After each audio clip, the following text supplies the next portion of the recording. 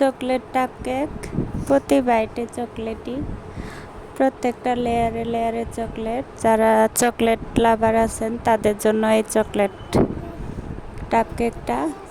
তো টাপ কেকটা যেভাবে আমি সাজিয়েছি, প্রথমে একটু ক্রিম দিয়ে দিলাম, দিয়ে একটা লেয়ার কেক দিয়ে সুগার সিরাপ দিয়ে নেব আমি।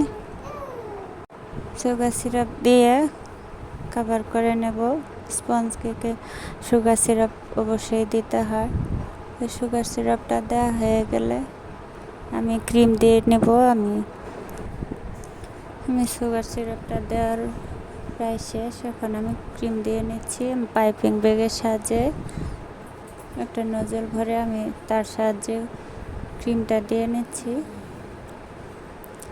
একটা লেয়ার এভাবে ক্রিম দিয়ে নিব। তারপরে আমি দিয়ে দেব চকলেট গানাশ। এখন একটু সমান করে নিচ্ছি। তো এভাবে সমান করে নিলে চকলেট গানাশটা দিলে সমানভাবে যাবে, সেজন্য সমান করে নিলাম আমি। এখন দিয়ে দিচ্ছি চকলেট গানাশ। আমি অনেকটা পরিমাণে চকলেট গানাশ দিয়ে দিলাম।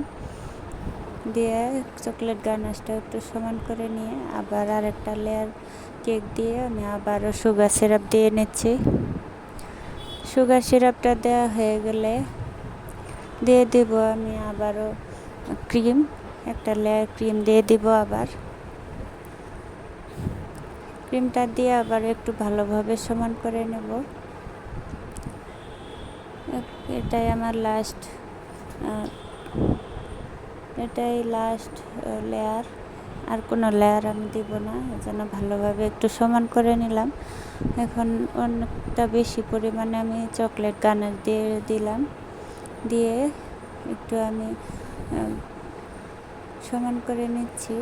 যেভাবে একটু চারদিকে সমান করে নিয়ে দিয়ে দিব উপর থেকে কিছু চকলেট চিপস। দেখলেন তো পুরো কেকটাই কীরকম চকলেটি হয়ে গেল। এই তো আমার কেকটা প্রায় রেডি হয়ে গেছে। চকলেট চিপসগুলো দিলেই আমার কেকটা সম্পূর্ণ রেডি। তো আমার কেকটা কেমন লাগলো জানাবেন, আর ভালো লাগলে লাইক কমেন্ট শেয়ার করবেন।